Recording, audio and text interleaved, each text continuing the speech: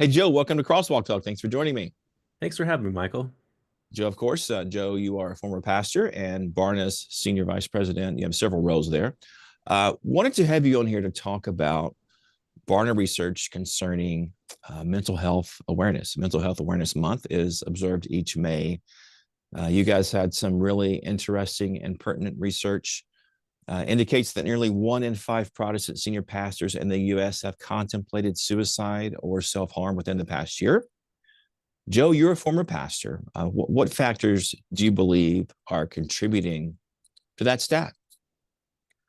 Well, yeah, first of all, it's a staggering and sobering statistic, right? And Barna, we have, I would say, the calling to bring kind of the full picture of what's going on in the church to the church, into the broader Christian community, into the world.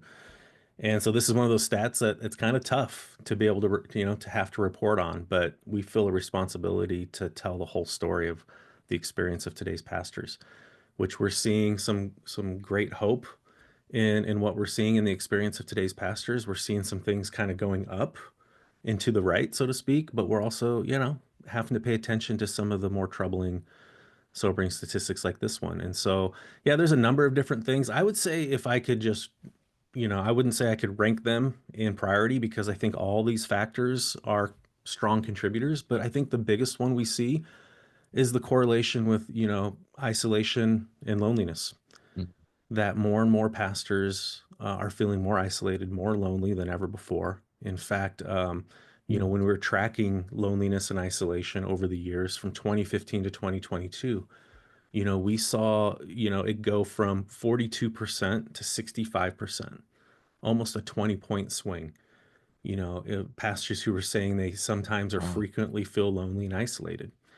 And then what we did is we brought that into the analysis of this kind of self-harm and suicide question. And what we did is we saw a huge difference. Those who felt lonely and isolated, significantly more likely to have these thoughts of self-harm or suicide or ending their life than those who didn't feel, frequently or sometimes, alone or isolated. So we definitely see a strong correlation. We wouldn't say it's causation, but we would say a strong correlation between those pastors who feel lonely and isolated on a regular basis, and those who don't, in regards to having these feelings. And so that's a huge contributing factor. And of course, even within that factor, you can peel down the layers of that and to Yeah. see like, okay, what's contributing to the rise in loneliness and isolation of today's pastors?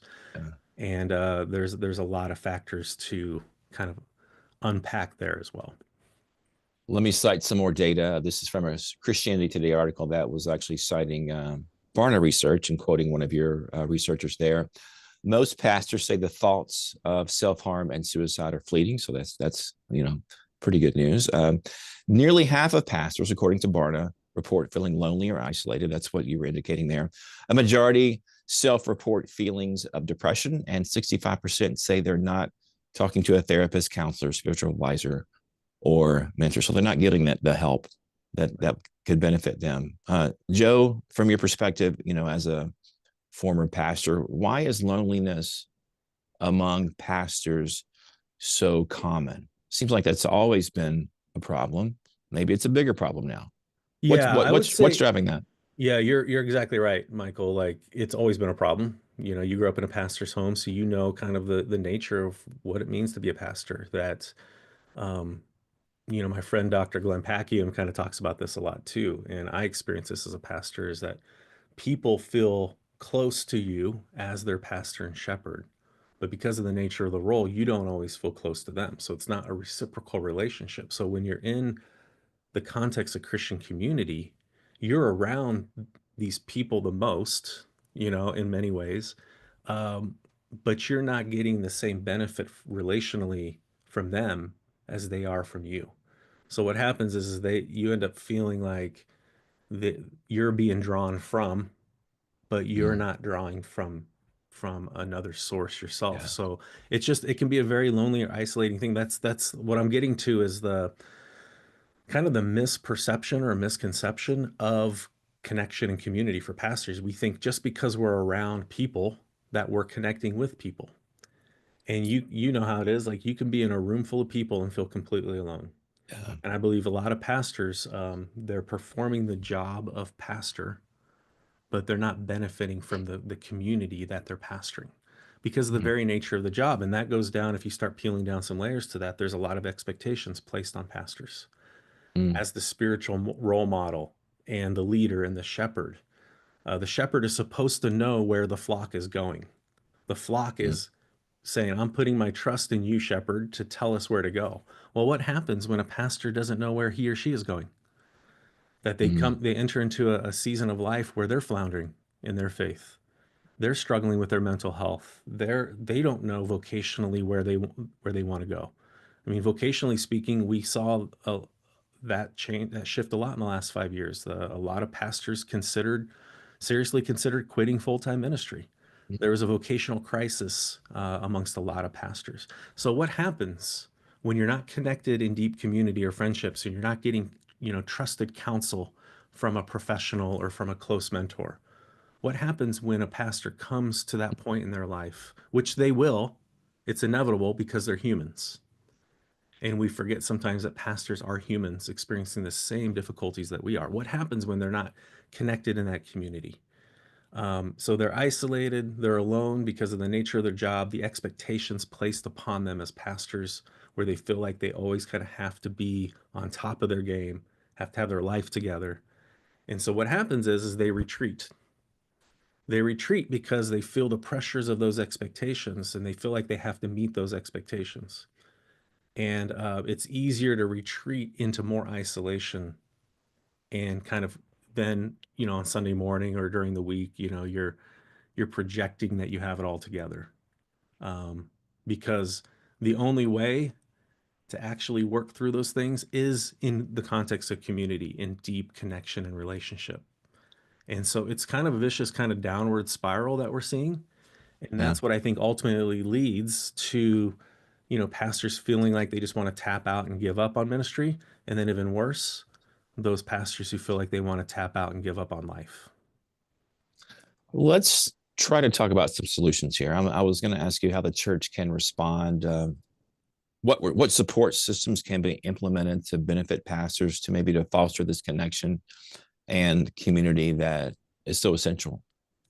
Yeah, that's a great question, and the ultimate question, I think, in many ways. So I think the data kind of naturally points to, you can start to see, okay, the data is pointing to a need and revealing a problem. Yeah. And what I see is a couple things, and I'm drawing from just my own experience, but also just from the experience of hundreds of pastors I get to work with and counsel all over the country. One thing is, I think we got to change the scorecard of what it means to be a successful pastor, which means we have to change the scorecard on like what it means to lead a quote unquote successful church, for the lack of a better term. I'd substitute successful for healthy, for thriving, which is a lot more than just our traditional metrics of success.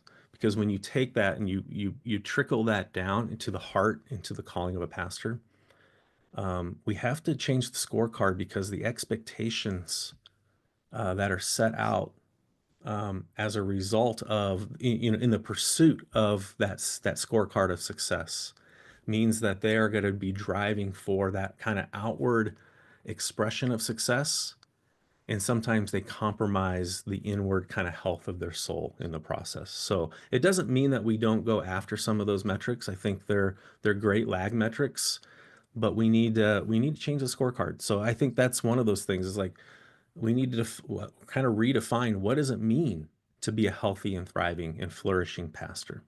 And what does it mean for a pastor to lead a healthy and thriving church?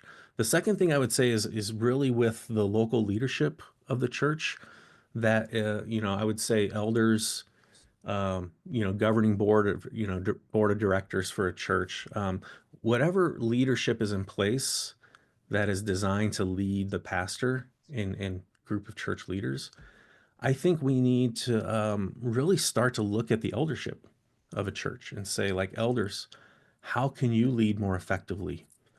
Because it's very lonely for pastors. They need leaders, they need shepherds themselves. And so I think we have a lot of those leadership structures built into a lot of churches. But a lot of the elders I've talked to, a lot of the churches I've talked to, there's not a lot of emphasis put on that level of leadership. And so we need to really be paying attention to, hey, elders, church board leaders, like, how can you lead your pastor more effectively towards more like holistic health? Mm. So I would say we need to really address that layer of leadership. And then the third thing I would just say is on a very practical level. And again, I'd be speaking to elders, who are kind of approving, stewardship teams and committees who are approving funds and approving budget. Put a high priority on pastor care. A lot of times we're putting it towards ministry programs, outreach, evangelism. All those things are important, but they're not going to work if your pastor, at least long term, they're not going to work if your pastor and your pastoral team is not healthy. So it's an investment. And so I would say I really believe in mental health professional, Christian counseling. I think I've benefited from that personally. It's a safe space for pastors to process some things that are really difficult for the average person to process. But I don't think that's the sole answer. I think you need to couple that with strong mentoring. So I think we need to put in place like a priority and a pathway for pastors to be mentored. But guess what? Like pastors will agree to mentoring. They agree into the value of mentoring, but they won't prioritize it unless there's some leaders around them that help them do that. Um, and then, yeah, I would also encourage pastors to, I know like within a community, like we have to, as a church community, project that it's okay not to be okay if you're a pastor. Mm. We need to start changing the culture of our churches. But even with that, Michael, it's still it's still difficult. Let's just be real. It's like if I'm a pastor, I'm not going to just open up to people in my congregation about my deepest, darkest problems and secrets and struggles. But I know that there's a bunch of pastors in 5 square miles of me or 10 square miles of me that do understand what I'm going through. Mm. So if we can start to link arms with other pastors in our cities, in That's a our good point. communities, Yeah. there's a great support system where I can sit across having coffee with a fellow pastor across town, and I already know that he or she understands what I'm going Yeah. through because they're going through it. And so how do we promote like unity and connection of pastors and church leaders across communities? Because there's an untapped, tremendous deep well of community and connection for pastors within these communities of churches. That's a great point. I was wanting to, as we begin to close here, I was wanting to kind of make a point and ask you if you sense that pastors are slow to even open up to issues like this. In other words, if a layperson or a church member were to approach a pastor and say, "How are you doing? Do you need anything?" Is that pastor slow to respond and say, "Yeah, I need something," or do we need to dive a little deeper? In other words, pastors, men are already, we're talking predominantly men here, men are already slow to go to the doctor. They're probably even slower to try to get help with this issue. Do you agree with that? I agree. Yeah, Yeah, I agree yeah, that yeah, just from my own experience and just from, what I'm seeing kind of sprinkled throughout the research and come, like what we're seeing is, yeah, more of a reluctance yeah, to seek help and then I think to respond when help is offered, And yeah. again, it comes down to like what kind of culture do we have within our church communities? Because here's the thing, if somebody it, we have well-intentioned people and great compassionate people within our churches and they're asking I think that there's a lot. I don't want to say that there's no one paying attention to this. There are some people in churches like seeing their pastors as people, but there's not a culture that's conducive for that type of care to happen in a reciprocal way. In the nature of leading a congregation, it's like, I've had people come to me say, Joe, I've just sensed that there's something heavy on your heart. Can I pray for you? I mean, I'm telling you, Michael, like if nothing else, if you don't do anything else, if you're listening today and you're in a you're just a congregant or an attender of a church or you're an elder or you're a volunteer, if nothing else, just we cannot underestimate the power of prayer, not just at a distance, but actually instead of Mm. like I would encourage you to try this Sunday if you're listening. Instead of going and giving your pastor a pat on the back saying good job on your sermon, which we think is helpful, actually it's kind of helpful but kind of hurtful to be honest with you, because it's basically saying you really performed that sermon really well. Now, we don't think that, or, I don't think that's our intention. But instead of just saying, hey, good job, I would just say, can I pray for you? And maybe the pastor might not have time in that moment to pray, but just say, like, hey, I'll be praying for you. I'm praying for you actively. And if there is an opportunity, stop and pray for them right there. But I would just say, let's be praying for our pastors. Let's not underestimate the power of prayer. And then, as much as you can, just lay a hand on them when it's appropriate, and just pray for them in person with a physical, embodied expression and connection of prayer for that pastor. Amen to that. That's a good word. Joe, as we close, is there anything you would add? Well, I would just add that, as we kind of zoom out to the current state of pastors, I would just say, it's just a reminder that as we talk about, right now we've seen in our other research at Barna that we live in a very spiritually open era. People are open. They're open to faith, they're open to Jesus, but they're also open to a lot of things. And what we're seeing with these cultural trends, with technology and digital, um, is that we can, as pastors, we have to understand that pastors can get swept up into all of those things as well. And I would just say we live in a very spiritually open era, and we need pastors who are spiritually open themselves.